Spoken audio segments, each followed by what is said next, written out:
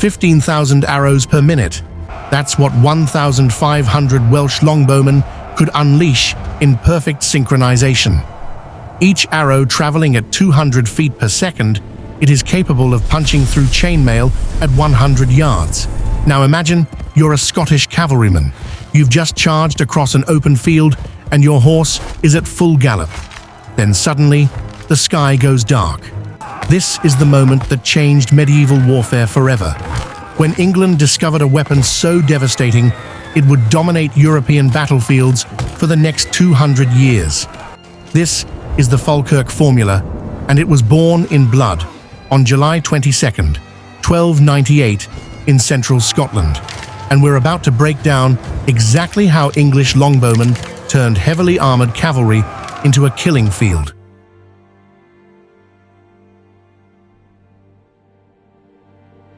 After William Wallace's shocking victory at Stirling Bridge, Scotland believed it had found its savior.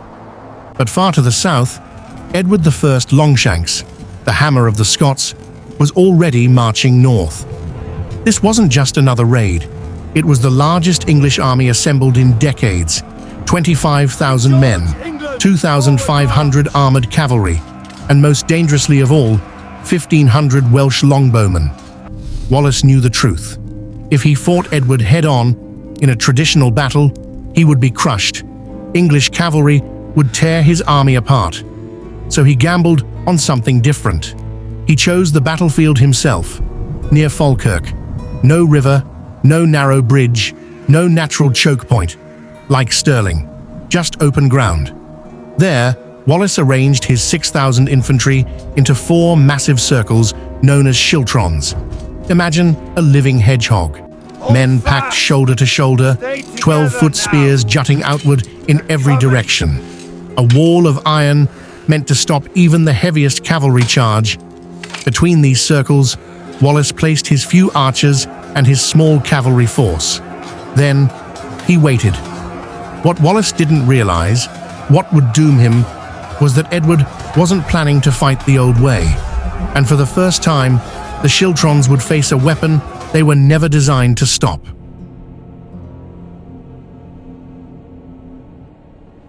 If you want to hear more stories like this, battles where strategy defeated strength, where the impossible became real, where one decision changed the course of nations, then subscribe to this channel and hit that notification bell so you don't miss the next chapter of history. Let's pause for a moment and talk about the English longbow. Because this wasn't just a bow, it was a battlefield weapon unlike anything Europe had seen before. Nearly 6 feet tall, carved from yew wood, with a draw weight of up to 180 pounds. Every shot was like doing a pull-up, again and again, for minutes at a time. A trained archer could loose 10, sometimes 12 arrows every minute. And at Falkirk, Edward brought 1,500 of them. Do the math. That's as many as 18,000 arrows a minute, falling out of the sky onto the Scottish lines.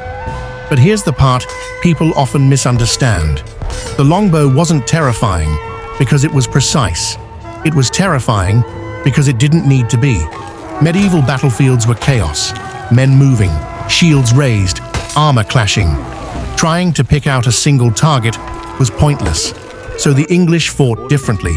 Archers fired together, not straight, but high, volley after volley, turning the sky itself into a weapon. They didn't aim at men, they aimed at ground.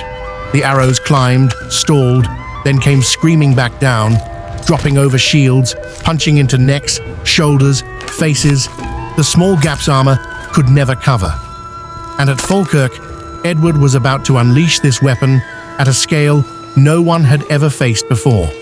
What followed would change how wars were fought and seal the fate of Wallace's army.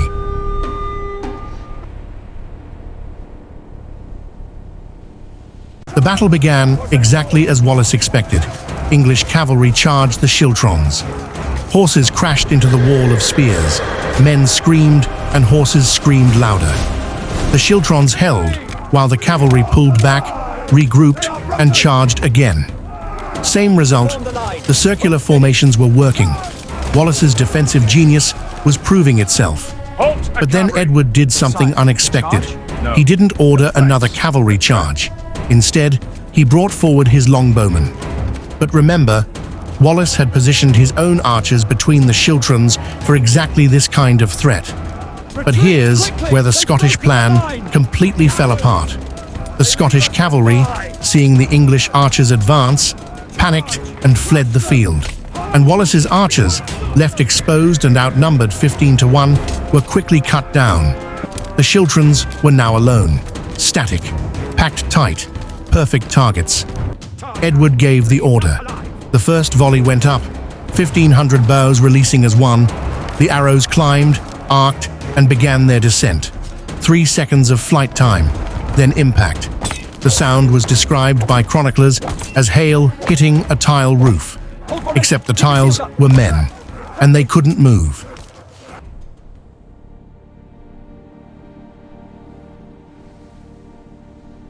Here's the horror of Wallace's situation. The schiltron formation that had saved them from cavalry now trapped them. You couldn't break ranks, the whole formation would collapse. You couldn't charge. You'd be cut down before you covered half the distance. You couldn't retreat. You'd die impaled on your own comrade's spear behind you. All you could do was stand there, shield up, and pray. Volley after volley. Some men lasted minutes, some lasted seconds. Arrows found gaps in shields. Arrows punched through leather armor.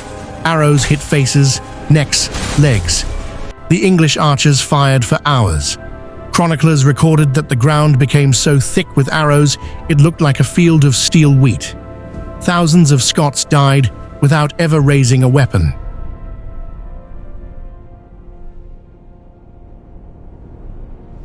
By the time the arrow storm ended, the schiltrons were devastated. Gaps had opened, morale had shattered, and now the English cavalry charged again, this time into broken, demoralized formations. It was a massacre. Estimates suggest up to 10,000 Scots died that day. Wallace escaped, but his reputation was destroyed. Scotland's rebellion was effectively crushed. But more importantly, Edward and his commanders had discovered something profound, a new formula for medieval warfare. Heavy cavalry had dominated European battlefields for centuries. Knights in full armor were almost unstoppable. But at Falkirk, Edward proved that massed archery could neutralize even the strongest infantry formations, creating openings for cavalry to exploit. This became known as the combined arms approach. Archers to disrupt and damage, cavalry to exploit and destroy.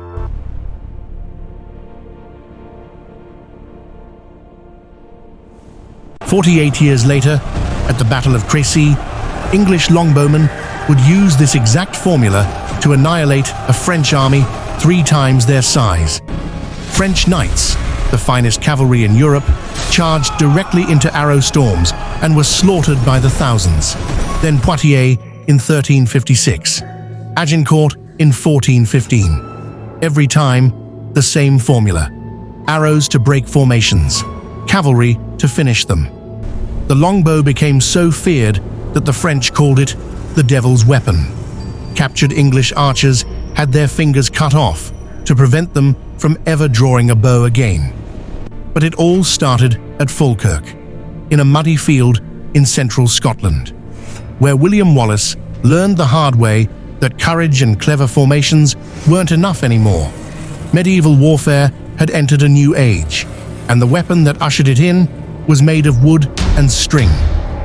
The Falkirk formula proved that technology could trump tactics, that range could defeat strength, that sometimes the most devastating weapons aren't swords or lances. They're the ones that let you kill your enemy before they ever reach you.